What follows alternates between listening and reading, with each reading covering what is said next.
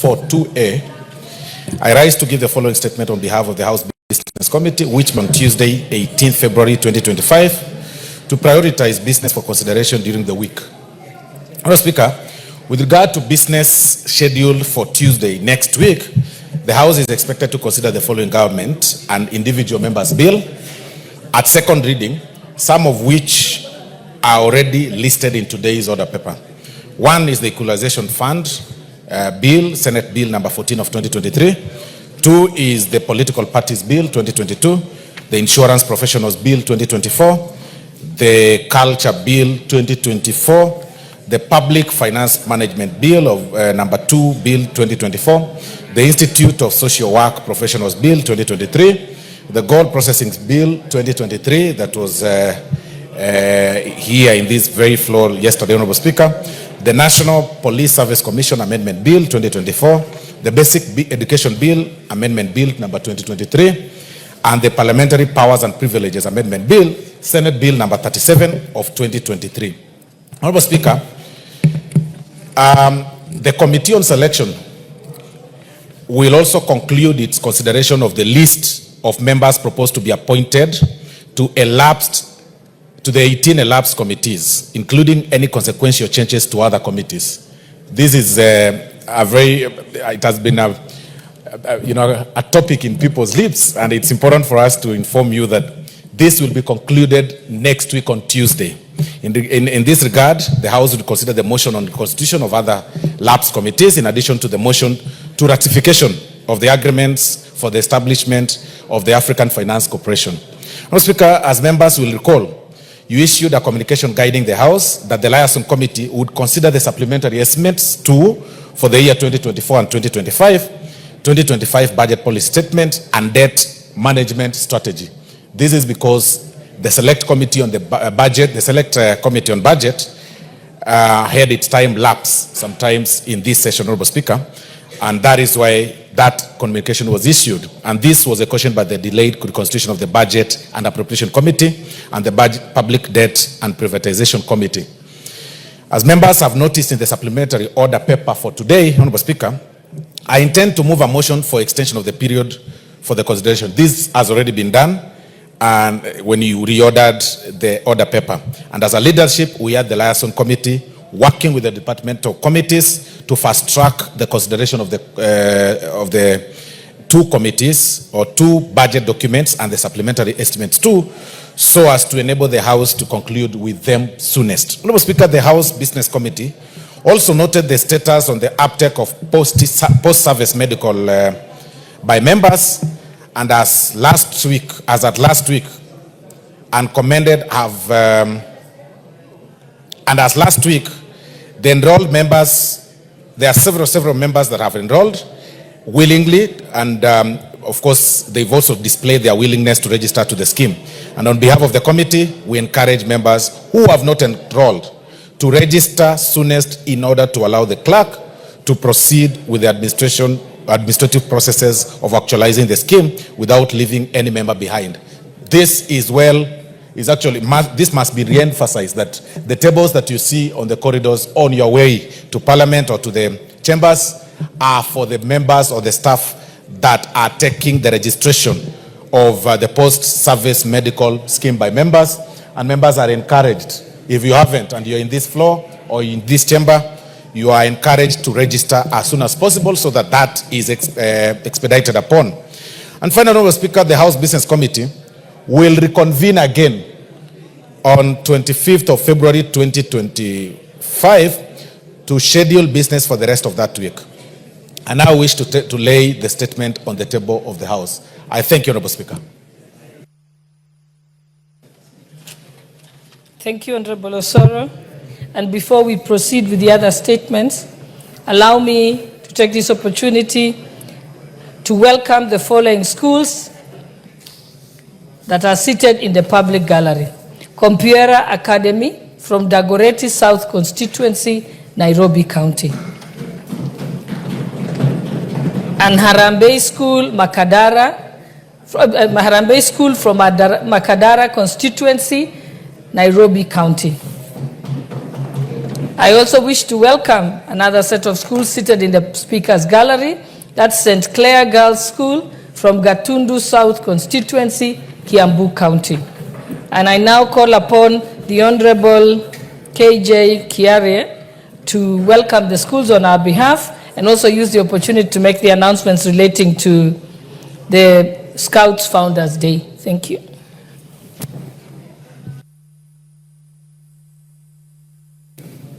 Honorable Speaker, I truly thank you. And I take this opportunity to thank the learners who have visited Parliament today and to welcome them to Parliament. And allow me, Madam Speaker, to single out Riara School. Riara School is an exceptional school within the Dagoretti area, a school founded by great educators in this country, Mr. and Mrs. Gashukia and the Gashukia family. And for more than 4 decades, this school has been an exceptional school in terms of quality of academic and even extracurricular. And so I want to welcome the learners to Bunge today. And this is where the laws of the land are made. And all the laws that we make in this Bunge, we make them with the consideration of what you see in that banner there that says all the things we do here, we do them for the welfare of society and the just government of the people. Madam Speaker, I will also take this opportunity to let the members know that this coming weekend is a most important weekend for the scouting community.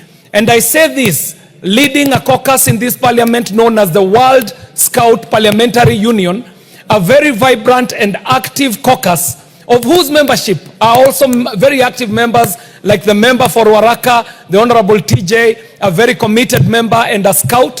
And this caucus brings together parliamentarians who are interested in scouting and are supporting scouting in the Republic. Madam Speaker, as you would know, Kenya holds a very special place in scouting in the world.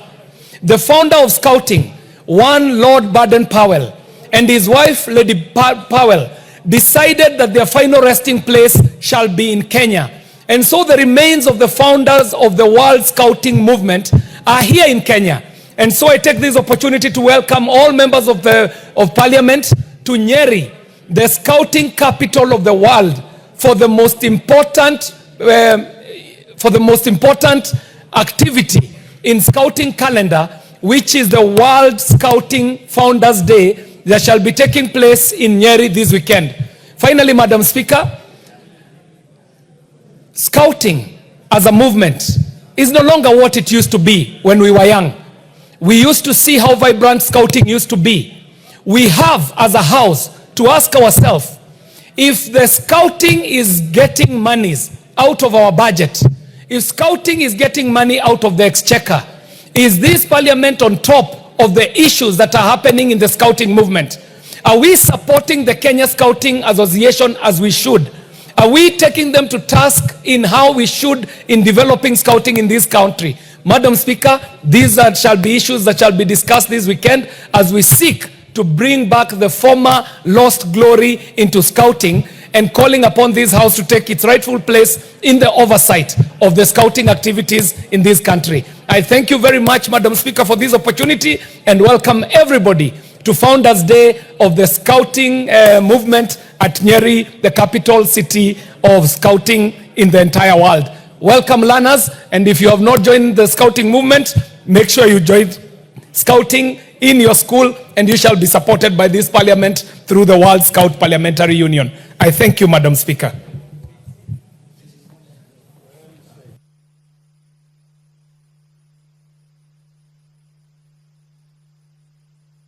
KJ, thank you very much. Honorable members, we are going to reorganize the order paper this way. We'll go to order number 10. Then we'll go to 15. And then we will go to 13. We will get there, honorable members. We'll get there. Next order. Order number 10, the Assumption of the Office of President and Transition of Executive Authority Bill, National Assembly Bill number 1 of 2025, first reading.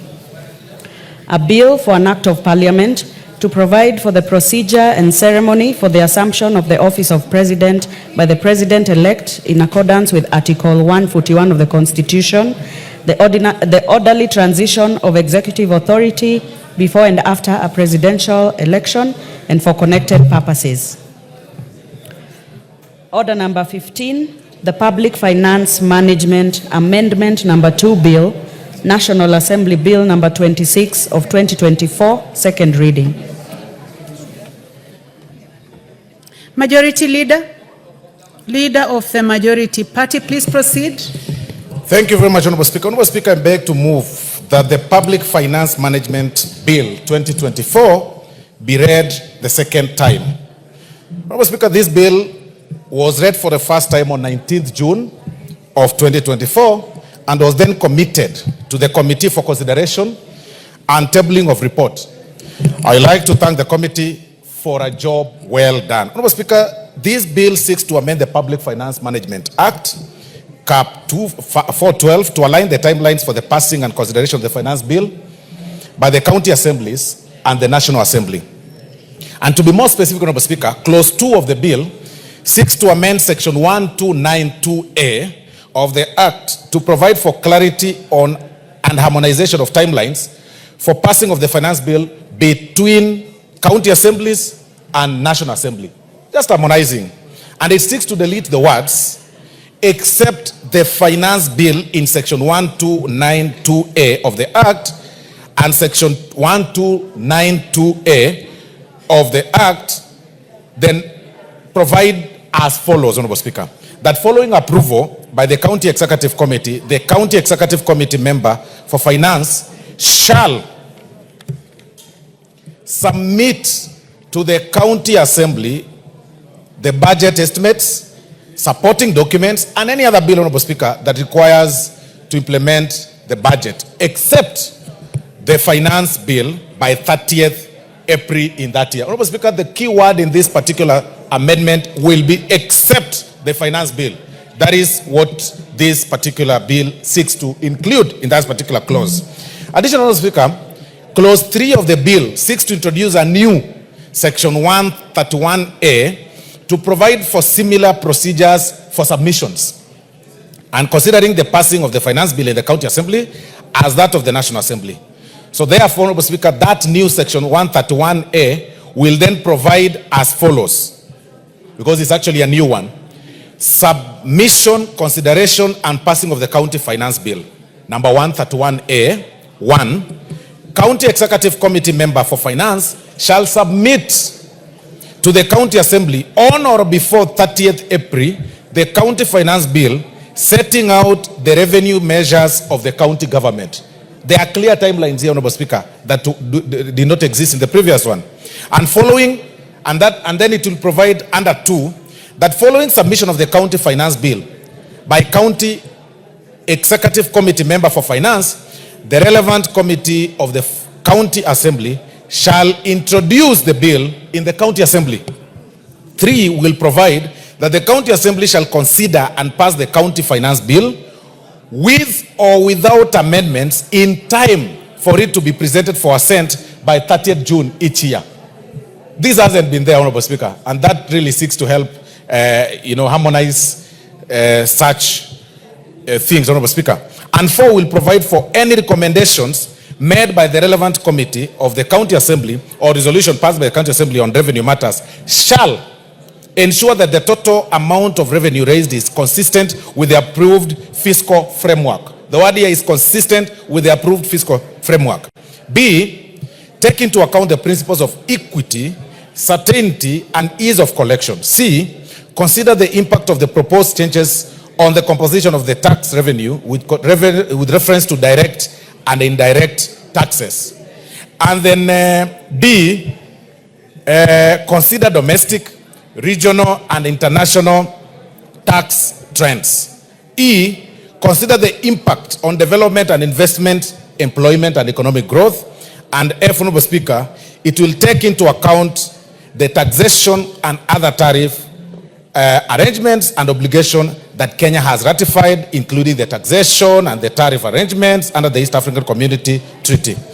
And 5, Honorable Speaker, the recommendation of the County Executive Committee member for Finance shall be included in report and tabled in the County Assembly. Because there has been disparities, Honorable Speaker.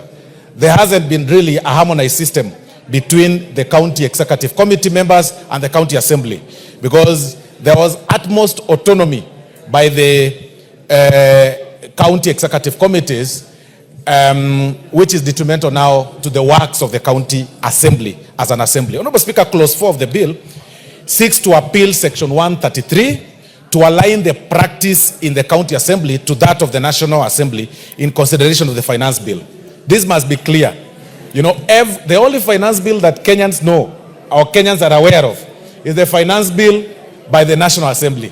Kenyans are unaware that every county assembly also has their own finance bill. So we want to realign that. This particular bill seeks to realign such so that we have a replica of what happens in the National Assembly as far as the finance bill is concerned, and should replicate to what happens in the county assemblies, Honorable Speaker. And that is what Section 133 seeks to amend.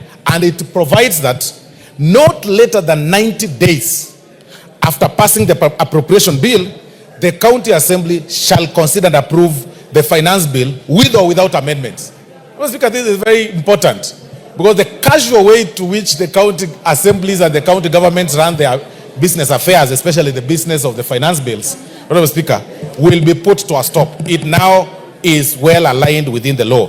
Mr. Speaker, in conclusion, this bill contributes largely to the development of this country in terms of the finance sector. It contributes largely towards, of course, realigning the funds that come through such provisions that are introduced in the finance bill. And I therefore urge the honorable members to support this bill as it is. And I therefore beg to move, Honorable Speaker, and ask the Honorable Jared Okello to second.